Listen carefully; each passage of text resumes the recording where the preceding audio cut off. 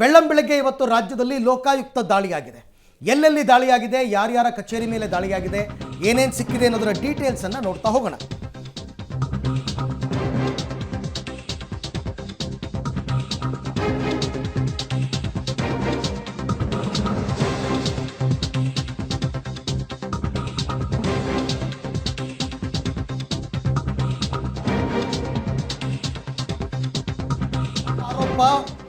ಅಧಿಕಾರಿಗಳ ಮನೆ ಮೇಲೆ ಇವತ್ತು ಬೆಳ್ಳಂಬೆಳಗ್ಗೆ ಲೋಕಾಯುಕ್ತ ದಾಳಿಯಾಗಿದೆ.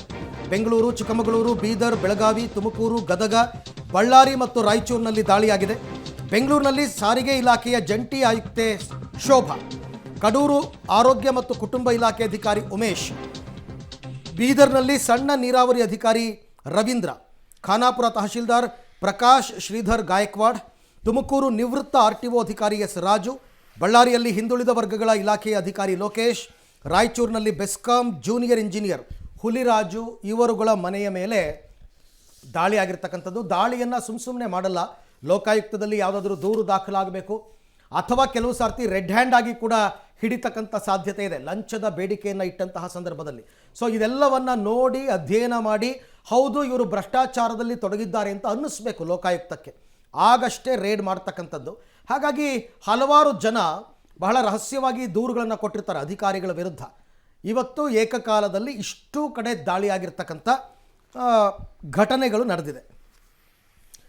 ಈ ಬಗ್ಗೆ ಮತ್ತಷ್ಟು ಮಾಹಿತಿ ನನ್ನ ಕೊಲೀಗ ನರಸಿಂಹಮೂರ್ತಿ ಅವರಿಂದ ಪಡ್ಕೊಳ್ಳೋಣ. ಮೂರ್ತಿ, ಈಗ ಬೆಂಗಳೂರಿನಲ್ಲಿ ಪ್ರಮುಖವಾಗಿ ಎಲ್ಲೆಲ್ಲಿ ಯಾರ್ಯಾರ ಮನೆ ಮೇಲೆ ರೇಡ್ ಆಗಿದೆ, ಏನು ಆರೋಪ ಇತ್ತು ಇವ್ರ ಮೇಲೆ ಅಂತ?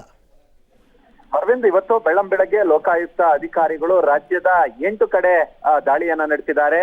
ಒಂದಷ್ಟು ಅಸಮತೋಲನ ಆಸ್ತಿಯನ್ನ ಹೊಂದಿದಂತಹ ಆರೋಪದ ಮೇಲೆ ಕಳೆದ ಒಂದೂವರೆ ತಿಂಗಳಿಂದ ತಮ್ಮ ಬಲ್ಲ ಮೂಲಗಳಿಂದ ಒಂದಷ್ಟು ಮಾಹಿತಿಗಳನ್ನ ಸಂಗ್ರಹ ಮಾಡಿ ನಿನ್ನೆ ಕೋರ್ಟ್ನಿಂದ ಸರ್ಚ್ ವಾರೆಂಟ್ ಅನ್ನ ಪಡೆದು ಇವತ್ತು ಅಧಿಕಾರಿಗಳ ಮನೆ ಮತ್ತೆ ಕಚೇರಿಗಳ ಮೇಲೆ ದಾಳಿಯನ್ನ ನಡೆಸಿರೋದು.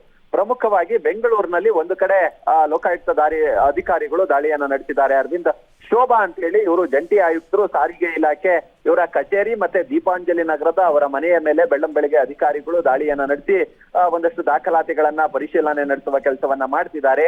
ಬೆಂಗಳೂರು ಲೋಕಾಯುಕ್ತ SP ರವರ ನೇತೃತ್ವದಲ್ಲಿ ಈ ಒಂದು ದಾಳಿ ನಡೆದಿದೆ. ಇನ್ನು ಕೂಡ ಎಕ್ಸಾಕ್ಟ್ ಆಗಿ ಏನ್ ಸಿಕ್ಕಿದೆ ಅನ್ನೋದು ಇನ್ನು ಕೂಡ ಒಂದಷ್ಟು ಸಮಯ ಹಿಡಿಯುತ್ತೆ.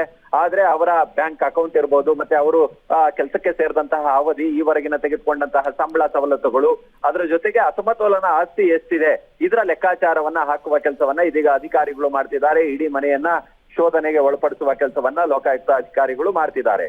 Right Murthy, thank you. ತಮ್ಮೆಲ್ಲ ಮಾಹಿತಿಗೆ ಧನ್ಯವಾದ.